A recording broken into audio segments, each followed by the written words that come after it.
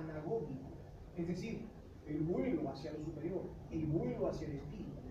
Pero ¿qué vuelo hacia el espiritual y hacia lo superior puede haber en nuestro contexto cultural contemporáneo si lo que prima es la desfundamentación de la esencia, de la ontología, de la metafísica, de la verdad, de la belleza? Y en este contexto, desde los niños, los jóvenes, los adultos y los ancianos se preguntan la antigua pregunta humana: ¿qué es la verdad? Pregunta que asedia no desde Grecia, no desde Sumeria, no desde Babilonia, sino, según los últimos descubrimientos arqueológicos, asedia al hombre no desde el Cromañón, sino desde el Neandertal. Es sorprendente constatar verdaderamente, haciéndose eco de los recientes hallazgos de la ciencia antropológica y arqueológica, es sorprendente constatar cómo el Neandertal concibió la idea del alma, una idea, la primera idea metafísica del hombre, hace 80.000 años, no hace 5.000 años, no hace 500 ni 2.500 años, hace 80.000 años. Es decir, el hombre como criatura metafísica es un factum que se impone como un pathos y que implica un ethos que va más allá de la desfundamentación caprichosa, veleidosa, nihilista de la moda posmoderna y compañía. Porque el hombre es un ser con sed de inmortalidad y sed de absoluto. Es decir, si en nuestro tiempo respiramos la erosión nihilista de esta sociedad posmetafísica, este veneno letal, este cóctel mortal, la filosofía latinoamericana está en su desafío de superarla. Pero no hay modo que la supere y que dé una respuesta a la filosofía posmoderna si es que no toma conciencia de un hecho capital. Y es que, en primer lugar, repitiendo a Dussel, repitiendo a Salazar Gómez, repitiendo el pensamiento de Mariátegui y repitiendo el pensamiento de nuestros ilustres antecesores, pensadores y filósofos, no vamos a poder concebir una nueva respuesta. Tenemos que tomarle el pulso a la historia, tenemos que tomarle el pulso al momento. Santo Tomás de Aquino hizo su gran suma teológica respondiendo a los problemas del siglo XIII. El Capital respondió a los problemas del siglo XIX. La filosofía la respuesta del empiricismo de Lenin a los problemas de los años 20. Y así sucesivamente. Nosotros no podemos ser glosadores de la filosofía, no podemos ser comentadores de la filosofía. En eso no consiste el filosofar.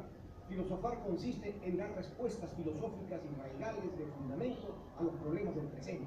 Y si los problemas del presente exigen categorías y conceptos nuevos, tenemos filosóficamente el deber de crearlos. Y el primer deber de creación es ¿qué sucede con el imperialismo actual? El imperialismo actual que nos sojuzga, nos somete, nos aliena, nos cosifica, no es el capitalismo de Lenin, no es el capitalismo de Stalin, es un capitalismo cualitativamente diferente, distinto. Y si no sabemos responderle con una categoría nueva, lejísimos estaremos de dar una respuesta contemporánea a la crisis espiritual que nos sacude en este momento. Esta crisis está sacudida por lo que llamamos el hiperimperialismo.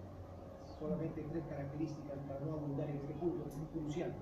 El imperialismo moderno es cualitativamente diferente y distinto a la realidad de los años 20, que primó hasta los años 70 por 3 características. Es desterritorializado. En segundo lugar, tiene soberanía propia. Y en tercer lugar, es decir, los capitales megacorporativos no dependen de los gobiernos. Los gobiernos dependen de las megacorporaciones.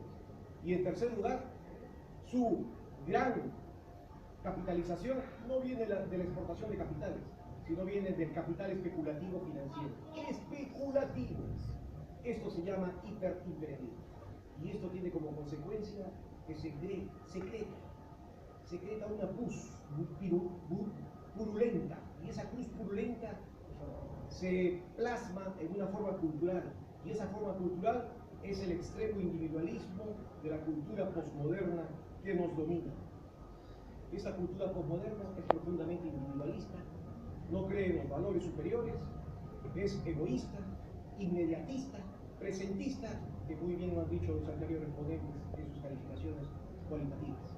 Por lo tanto, cuando hace 4 semanas el rector de la Universidad Complutense de Madrid dice: vamos a eliminar la filosofía de esta Universidad Nacional, la de Madrid, y cuando la semana siguiente el rector de San Marcos se hace eco de esta ingeniosa y creativa genial idea, ¿qué estamos percibiendo?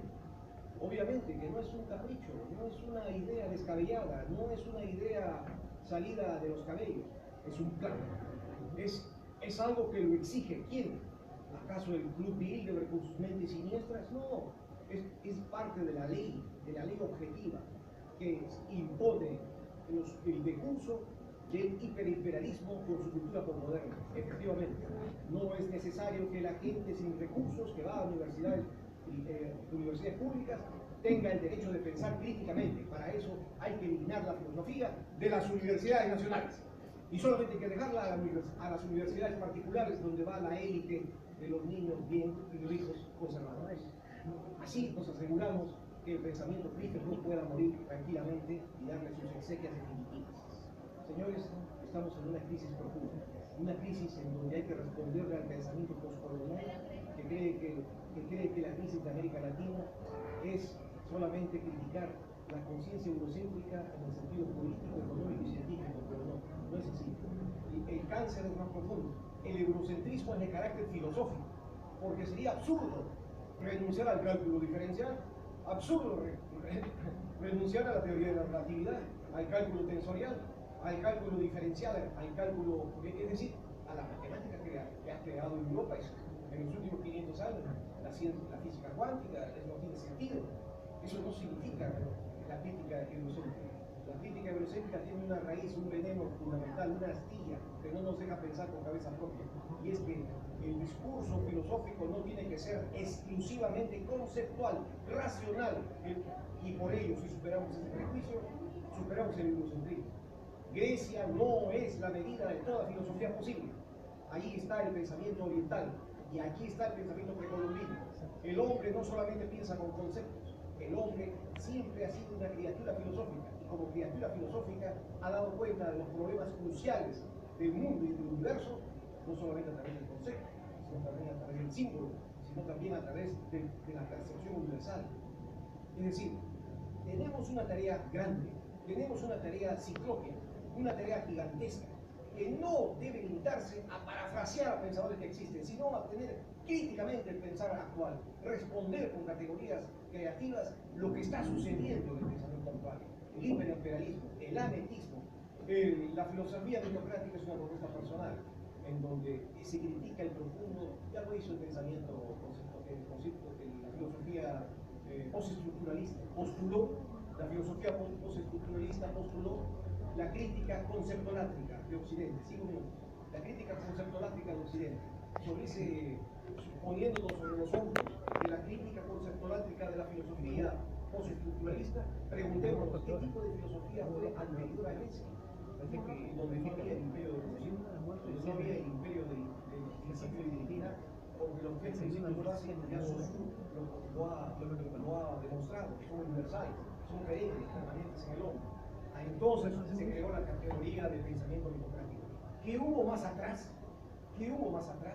Si el hombre de Neandertal, no solamente de Cromañón, fue capaz de crear la idea la primera idea metafísica de la idea del alma, según los ritos y cortejos fúnebres que se han descubierto en los asentamientos de Alemania, de España y de Italia. ¿Cómo llamarlo a eso? Eso es parte del desafío actual. Esa es la tarea filosófica. La tarea filosófica nuestra es responder a la profunda quiebra de valores que nace en el pensamiento postmoderno a raíz de su antiesencialismo, de su formalismo y de su desencadenante nihilismo. Y no vamos a poder hacerlo mientras no cuestionemos el punto fundamental, que es la autonomía de la razón. Debemos mucho a la autonomía de la razón, es cierto. Debemos la ciencia moderna, la tecnología moderna.